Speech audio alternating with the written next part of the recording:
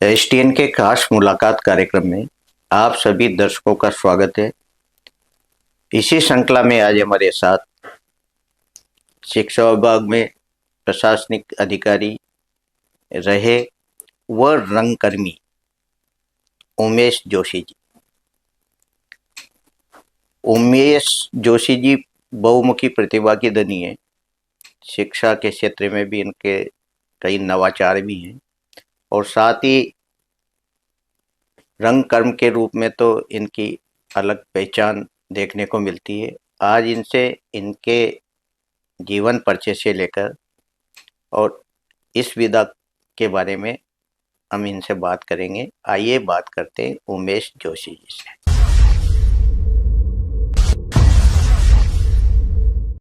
Studio बहुत बहुत धन्यवाद। उमेश जी, सबसे पहले अपने जीवन परिचय के बारे में आप बताएं। कहाँ से हैं, शिक्षा वगैरह आपकी कहाँ हुई? मूलतः हमारा जो गांव है वो तो जहाजपुर डिस्ट्रिक्ट भीलवाड़ा में है और हमारे पिता जो है यहाँ पे देवस्थान विभाग में थे, तो उनके साथ साथ ही हम आगे, माता हमारी वरिष्ठ शिक्षिका थी एजुकेशन डिपार्टमेंट में। जी। तो यही हमारा जन्म हुआ और यही लालन पालन हुआ। मल्टीपर्पज स्कूल जो कि राजकीय उच्च माध्यमिक विद्यालय गुमानपुरा कहलाता है, उसमें उच्च माध्यमिक की शिक्षा ग्रहण की और तत्पश्चात प्रतियोगी परीक्षा के द्वारा शिक्षा विभाग में कनिष्ठ लिपिक के पद पर नियुक्ति हुई और बाद की ग्रेजुएशन स्वयं पाठी विद्यार्थी के रूप में की और तब से निरंतर पदोन्नति होते हुए विभिन्न विद्यालयों में अपनी सेवाएं देते हुए 1964 जो बर्थ थी दिसंबर में, जी। 31 दिसंबर 2024 को राजकीय सेवा से ससम्मान सेवानिवृत्त हुआ और अब लेखन, साहित्य और रंगकर्मी की ओर रुझान होने की वजह से इसी क्षेत्र में अब काम करने का रुचि है और कोशिश रहेगी कि समाज सेवा भी की जाए। चूंकि समाज में अखिल भारतीय दादिश ब्राह्मण महासभा का संपादक भी रहा, पत्रिका का, एकमात्र पत्रिका का, और राष्ट्रीय उपाध्यक्ष भी रहा, तो इस वजह से ये क्षेत्र भी है मेरे लिए जी कार्य करने के लिए बहुत विस्तृत क्षेत्र है। जोशी जी, आप बहुमुखी प्रतिभा के धनी है, यानी सभी में आपका थोड़ा थोड़ा सहयोग रहा है। साहित्य के क्षेत्र में भी आपका और संपादकीय भी आपने किया आपके समाज की पत्रिका। रंगकर्म के रूप में प्रेरणा आपको कहाँ से मिली? रंगकर्म जब मैं 1980 में जी से मेरे को अभिनय की तरफ रुझान था। अब चूंकि ज्योतिष का भी विद्यार्थी रहा हूं, ब्रजराज जी गौतम ने हमें ज्योतिष की शिक्षा दी है, तो शुक्र जो है अच्छी जगह पर होने से अभिनय की ओर स्वगत रुझान रहा। 1987 में पहला स्क्रीन टेस्ट और वॉइस टेस्ट मैंने बॉम्बे में दिया, पर चूंकि पारिवारिक जिम्मेदारियों के चलते उस क्षेत्र में नहीं जा सका, तो वो दबी हुई भावना मेरे मन में रही और उसको उजागर किया राघवेंद्र कला संस्थान के मंच ने। 2000 में मैं इससे जुड़ा और विगत 24 वर्षों से विभिन्न विभिन्न पात्रों का मैं अभिनय करता हूं और उनमें सबसे ज्यादा मेरी कद काठी और आवाज की वजह से नेगेटिव रोल मुझे प्रदान किए गए। पॉजिटिव रोल भी किए, पर आवाज में भारीपन होने की वजह से हमारे निर्देशक ब्रजराज जी गौतम को लगा कि मैं नेगेटिव रोल के लिए बिल्कुल सक्षम हूं और वही करता आ रहा हूं। और राघवेंद्र कला संस्थान में विगत 25 वर्षों से सबसे लंबी पारी जी मैंने कुंभकर्ण के पात्र में की और तब से मैं जुड़ा हुआ हूं। रक्तदान शिविर हो, सामाजिक कार्य हो, और मेरी एक कहानी जब श्याम जी विद्यार्थी आकाशवाणी के प्रभारी थे उस समय प्रसारित हुई। तत्पश्चात एक समाचार पत्र में भी मेरी 2-3 कहानियां प्रसारित हुई, पर चूंकि पारिवारिक जिम्मेदारियों के चलते ये विधा अंदर ही अंदर कुंठित होकर रह गई। लेकिन अब सेवानिवृत्ति के पश्चात लगता है कि बहुत बड़ा विस्तृत क्षेत्र है और अभिनय में भी अब नई आयाम को हम ऊंचाई पर लेके जाएंगे, ऐसा मेरा मानना है।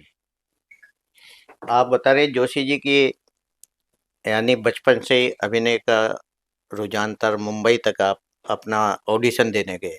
तो कैसा जुनून होता है वास्तव में, जो ड्रामा एक ऐसी चीज है वो आत्मसात होती है, यानी अंदर की भावना को बाहर निकालने का एक माध्यम होता है। तो कैसा जुनून था उस समय आपके? जुनून ऐसा था कि इच्छा ये थी कि मैं बहुत कुछ कर जाऊं, जी जो चीजें थी। लेकिन अभिनय क्षेत्र में मैं एक चीज महसूस करता हूं कि आपको अभिनय तभी कर सकते हैं जब आपको उस पात्र को पूरा जीना आ जाए, यानी वो पात्र आपके अंदर इतना प्रवेश कर जाए कि आप उसको अपनी अभिव्यक्ति में दे सकें। मुझे इससे फायदा ये हुआ कि कई बार जब संघर्ष हुआ तो इस शैली ने मुझे उस संघर्ष में भी अपने आप को बचाए रखने में महत्वपूर्ण भूमिका अदा की। अब जी अभिनय जो है वो एक ऐसी विधा है जिसमें आप 100 अगर अगर आपने 100% दे दिया तो आप अपना वजूद जो है वो खो देंगे। इसलिए इसमें 90% ही आप अभिनय कर सकते हैं। जी यदि किसी पात्र का आपने 100% दे दिया तो आप अपनी खुद का अस्तित्व खो करके आप उसी पात्र को जीने लग जाता है, आपके जीवन में वही चीज आने लग जाती है। जी और अभिनय के क्षेत्र में धैर्य और अपने निर्देशक का मार्गदर्शन बहुत महत्वपूर्ण स्थिति रखता है। यदि आप में धैर्य है तो आप आगे जाएंगे, क्योंकि इस क्षेत्र में संघर्ष बहुत है। जी और संघर्ष के साथ साथ आपके अंदर नवाचार होने चाहिए कि मैं इसमें करूं तो क्या करूं, तब जाकर के अभिनय क्षमता होती है। और मेरे को बहुत जुनून है, अभी भी है। और हमारे दादी समाज में भी एक वत्रासुर वध का जो प्ले हुआ जी नाटक, उसमें मेरे को नेगेटिव रोल मिला वत्रासुर। और वो आज भी ब्रजराज जी कहते हैं कि उस जैसा अभिनय आपने कभी नहीं किया, वो बहुत मोमेंटल वो था। जी उमेश जी, अभिनय श्रव्य और दृश्य दोनों रूप में सामने आता है, और साहित्य यानी काव्य की भूमिका भी उसमें होती है। तो यानी एक साहित्यकार भी उसमें समाया होता है। जब वास्तव में आपको मंच मिलता है और जब जनता सामने होती है, दर्शक, तो कैसी भाव भंगिमा उस समय एक पात्र की होती है? पात्र की भाव भंगिमा की स्थिति होती है जब आप ऑडिशन से आप आई कांटेक्ट करते हैं जी तो आपका थोड़ा सा मनोबल गिरता है। पर चूंकि मेरे साथ प्लस पॉइंट ये रहा कि मैं मंचों पे संचालन भी करता रहा हूं, तो साहित्य अपने आप शब्दों का बिल्कुल। उच्चारण वगैरह सब आता है। चूंकि एक संपादकीय भी लिखता था तो साहित्य के हिसाब से तो ठीक था। लेकिन जब दर्शक के बीच में आप आई कांटेक्ट करते हैं तो थोड़ा सा आपके अंदर कॉन्फिडेंस लेवल डाउन होता है। इसका सीधा सा उदाहरण ये है कि आप अपनी आई कांटेक्ट ये मान के चलें कि सामने कुछ है ही नहीं, आप खाली हॉल में बैठे हैं और आप अपना 100% दे रहे हैं। और वहीं जाकर के कई कलाकार हमने देखा कि जैसे ही आई कांटेक्ट हुआ और वो अपनी उस अभिनय क्षमता वो भूल जाता है। और अभिनय क्षमता में दो चीजें हैं, एक तो रंगमंच पे प्ले, जी इस प्ले में आपको सिर्फ अपनी आवाज से ही दर्शकों को बांधा। बांधा जाता है। और जहां आप फिल्मों में जाते हैं तो वहां चूंकि आपके आवाज के साथ साथ आपकी भाव भंगिमा भी कैमरा आपको एब्जॉर्व करता है, तो उसमें भाव भंगिमा भी आपके अंदर आनी चाहिए। बिल्कुल। तो ये दोनों विधाएं अलग है, एक जगह तो आवाज है और एक जगह आपका पूरा बॉडी का वो है वर्क। जी उमेश जी, आप बता रहे थे कि साहित्य में भी मैं लिखता हूँ, यानी रुचि है मेरी। किन किन विधाओं में आपकी ज्यादा अभिरुचि है? मैं गजल भी लिख देता हूँ, गजल का एक लिख लिख करके एक डायरी बनी हुई है। जी पर चूंकि आज की तारीख में जिस तरह से चलता है कि मान लो अपन ने कहीं गजल दी और कॉपीराइट और दूसरी चीजें जो है वो कहीं बिल्कुल। और के नाम से छप जाती हैं, तो उस वजह से वो सिर्फ अपनी आत्मसंतुष्टि के लिए लिख करके रख रखी है। बच्चे मुझसे कहते हैं कि ये आप जो विधा है इसको आप आगे बढ़ो, तो मैंने कहा आप सेवानिवृत्त हो गए तो अब इसमें आगे बढ़ना ही है। तो अब मंचों के माध्यम से, इनके माध्यम से जाना जाता हूँ। जी मैं निबंध भी लिखता हूँ। अभी जब हमारे डाइट में जो 5-6 पत्रिकाएं निकलती हैं हाँ उसमें मेरे प्रशासनिक जो पद का जो अनुभव था कि जी किस तरह से ऑफिस को संचालन किया जाता है, क्या किया जाता है, उस पर भी मैंने लेख लिखे हैं। और लेख सामाजिक समरसता पर भी लिखे हैं। और सबसे बड़ा उदाहरण ये है कि परिवार में सामंजस्य कैसे हो, नई बहू जब आती है, ये आती है, उनमें आपस में कैसे हो, इस पे भी मैंने लेख लिखे हैं। जी। यानी एक अभिनय करना छोटी मोटी बात नहीं होती, बड़ा संघर्ष करना पड़ता है और रात दिन एक करना पड़ता है। तो ऐसे कई ऐसा कहते हैं कि एक जो पात्र होता है वो सब कुछ भूल जाता है, खाना वाना, ऐसा भी। हाँ, अगर अभिनय में आपकी लगन है जी तो मैंने दो क्षेत्र से देखे, चूंकि मैं खेल में भी रहा हूँ, जी बैडमिंटन में स्टेट तक करीबन 19 बार विनर रहा हूँ। हाँ, तो इन दोनों में एक चीज है कि आपके अंदर जुनून मेन चीज है। जी अगर आपके अंदर जुनून है तो आप किसी भी क्षेत्र में आगे बढ़ सकते हैं। अब खेल में एक खेल ऐसा है, चेस और अभिनय, दोनों को मैं बिल्कुल सिमिलर मानता हूँ। चेस में भी जब आप खेलने बैठते हैं शतरंज, तो जी आप ये भूल जाते हैं कि पानी पिया या चाय पी, जो आपके रख दी वो आप खा लेते हैं। और यही चीज अभिनय में है कि अभिनय में जब आप करते हैं तो उसके बाद ये भूल जाते हैं कि मैंने क्या खाया और क्या नहीं खाया।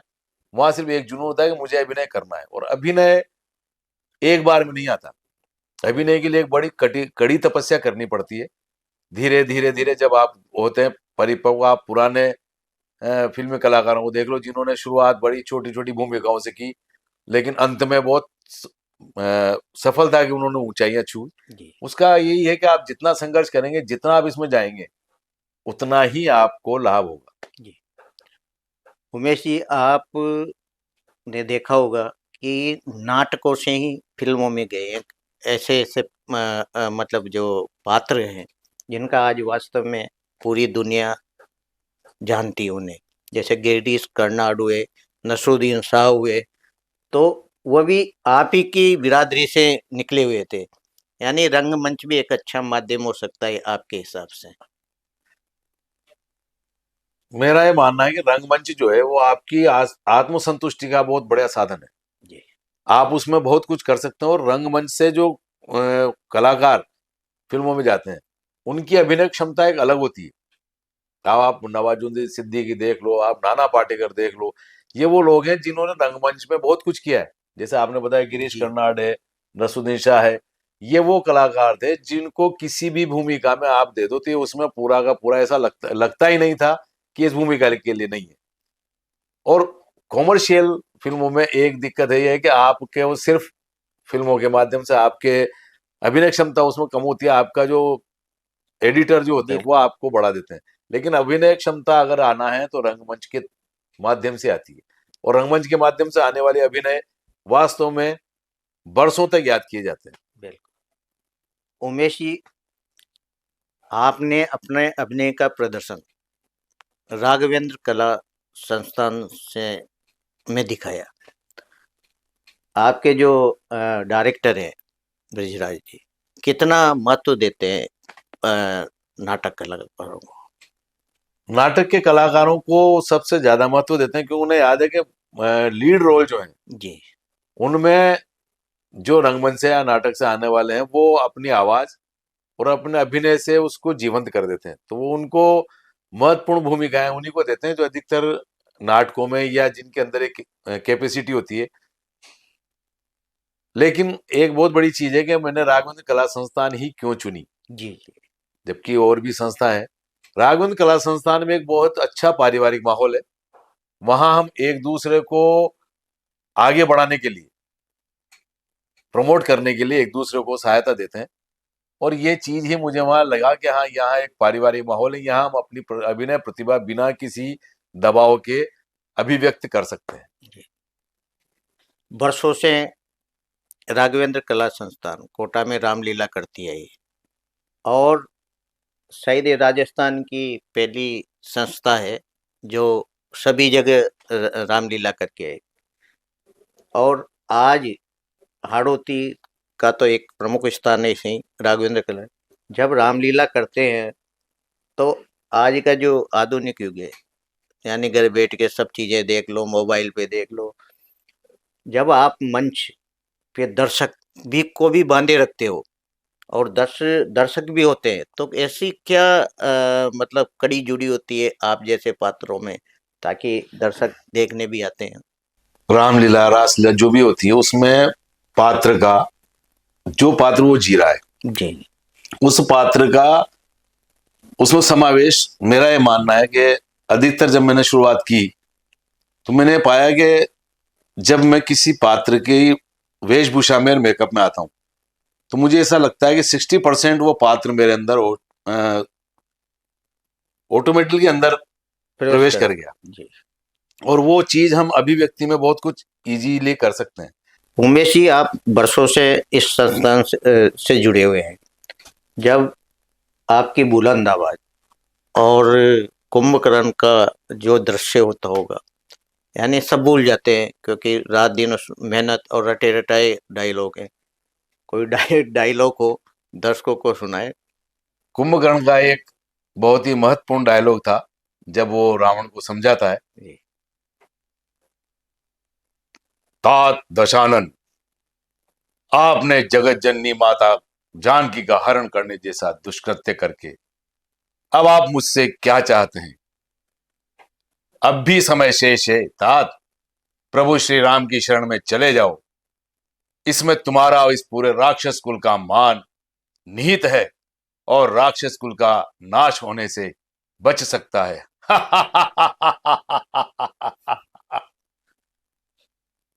बहुत सुंदर डायलॉग। और वास्तव में रामायण में कुंभकर्ण का बहुत बड़ा रोल होता है और बहुत बड़ी सीख मिलती है जनता को। एक पूरी मंडली को बांधे रखने के लिए और दर्शकों को बांधे रखने के लिए संगीत का भी बहुत बड़ा स्थान होता है नाटक में। कैसा मतलब उस समय जब पात्र भी सामने होता है और संगीत भी, तो किस तरह का एक भाव एक कलाकार को मिलता है उसमें? संगीत बहुत बड़ी चीज होती है रामलीला में। जब संगीत होता है तो हम में और दर्शकों में दोनों में एक जुनून और जोश बढ़ जाता है। उमेश जी, आप सेवानिवृत्त हो गए राजकीय सेवा से। अब आपका आगे क्या मन है, क्या करना चाहेंगे आप?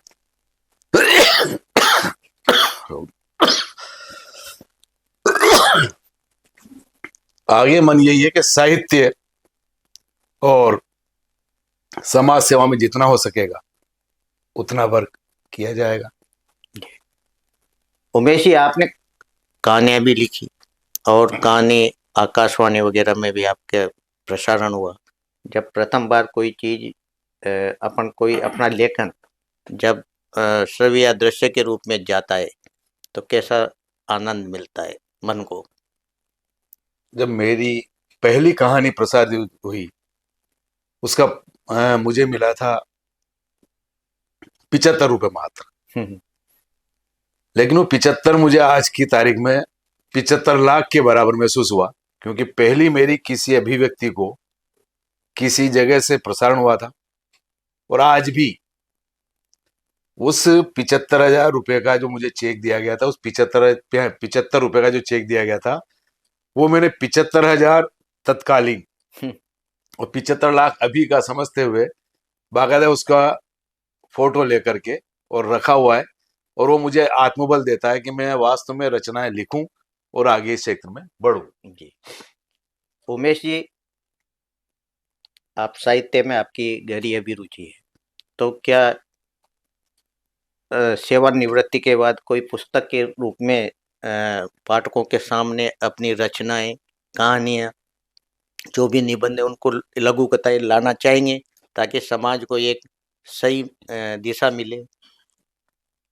हाँ, मेरा एक सपना तो है कि एक पुस्तक जिसमें गद्य और पद्य दोनों हो जी। और आम जनता तक पहुंचे। उससे पहले एक बहुत बड़ा दायित्व मैं समझता हूँ कि आज के परिवार में विघटन की जो स्थिति आ रही है जी। उस पे मैं लेख लिख करके या सामाजिक संस्थाओं के थ्रू अगर उसमें कुछ वर्क कर सकूं तो वो पहली प्राथमिकता है। क्योंकि कई बार देख रहे हैं हम आने वाली बहू के साथ परिवार सामंजस्य नहीं हो पाता, आने वाले समय में परिवार में तलाक के दर वो बढ़ रहे हैं। मैं सभी सामाजिक संस्थाओं से कहना चाहूंगा कि इसमें एक पहल करते हुए एक सामाजिक संगठन ऐसा बनाए जो आपसी सामंजस्य बिठाए, तो कि अपने जो परिवार का जो ताना बना है जी। जी। ये बना रहे और सामाजिक समरसता बनी रहे, ऐसा मेरा विचार। ये थे हमारे साथ बहुमुखी प्रतिभा के धनी रंगकर्मी, शिक्षक, साथ ही साहित्य में, समाज सेवा में अभिरुचि रखने वाले उमेश जोशी जी।